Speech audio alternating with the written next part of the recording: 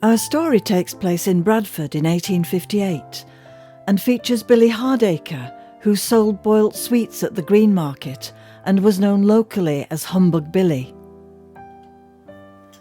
Boiled sweets were very popular in Victorian England, but sugar was both expensive to produce and highly taxed, so it was often cut with another white powder, such as chalk or sulphate of lime, which reduced the manufacturing costs of sweets by about a third.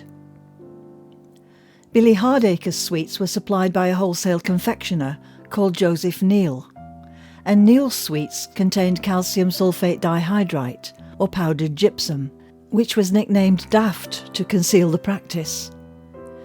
The fateful day arrived when Neal accepted a typical order for humbugs from Billy Hardacre, but he'd run out of Daft. Neal's lodger, James Archer, intended to go to the chemist at Shipley that day, and Neal asked him to also bring back 12 pounds of Daft.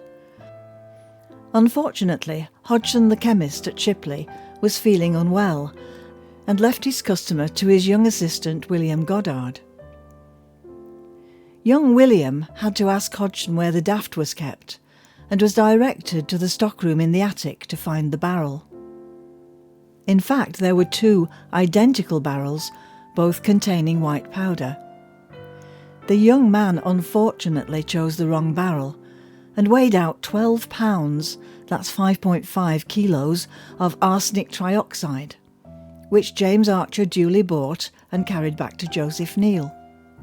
Neal employed an experienced sweetmaker, James Appleton, who unknowingly boiled the 12 pounds of arsenic trioxide with 40 pounds of sugar, 4 pounds of gum and some peppermint oil, which made a large batch of peppermint humbugs. It's not surprising that Appleton fell ill shortly after tasting the sweets. But he didn't blame the humbugs. Well, you wouldn't, would you? Joseph Neal also tasted the sweets to check the quality. He too fell ill later that day.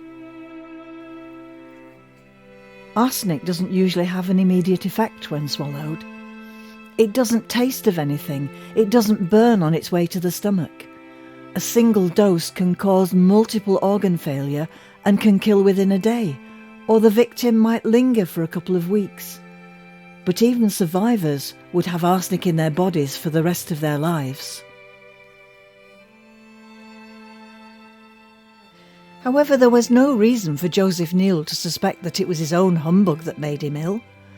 After all, the ingredients were boiled to a very high temperature, and it was widely known that high temperatures would kill pathogens. But arsenic is a heavy metal. It's a chemical element that doesn't break down or even become less toxic when heated.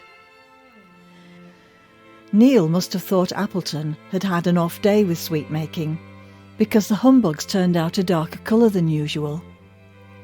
So Joseph Neal gave Humbug Billy a discount on the first 40 pounds of the humbugs. Humbug Billy sampled the batch when he got home, and he too became very ill. But again, he made no connection with the humbugs. Why would he? On Saturday the 31st of October, Halloween, Humbug Billy returned to the market and sold the first 5 pounds of poison-laced humbugs from his market stall for a penny halfpenny for 2 ounces. It was now too late to prevent catastrophe. Contaminated humbugs were being eaten all over Bradford. By Saturday night, a 9-year-old boy had suddenly died, and several other deaths were reported the next day. More than 200 individuals became dangerously ill, many of whom were children. The initial assumption was that the deaths were caused by cholera, but the spread of the illness didn't follow any geographical pattern. Bradford folk demanded answers. So a police constable was sent to investigate, and it wasn't long before it was established that all the victims had eaten peppermint humbugs before becoming ill. Once the source of the poisoning was discovered, Humbug Billy's stock of sweets was confiscated, and Joseph Neal's premises were cleared of the remaining batch. Officially, 20 people died, many of them children. In time, most of the seriously affected individuals recovered to some degree. Hodgson the chemist and his assistant, William Goddard, were arrested and charged with manslaughter. The sweet maker, Neil, was also charged, and all three awaited trial at York.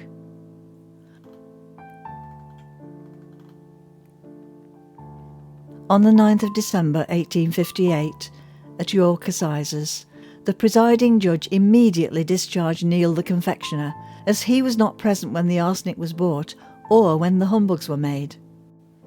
Young Goddard had innocently followed the instructions of the chemist, and the arsenic barrel had not been visibly labelled as poison, so he was also discharged. So the trial proceeded, with Hodgson the chemist accused of the manslaughter of just one 7-year-old girl. But if found guilty, charges relating to many more deaths would soon follow. An expert analytical chemist gave evidence that each sweet contained enough arsenic trioxide to kill 2 people. The quantity of sweets that Humbug Billy had bought could have killed thousands if they had all been sold. However, the judge eventually stopped the trial, and he instructed the jury to find the defendant not guilty.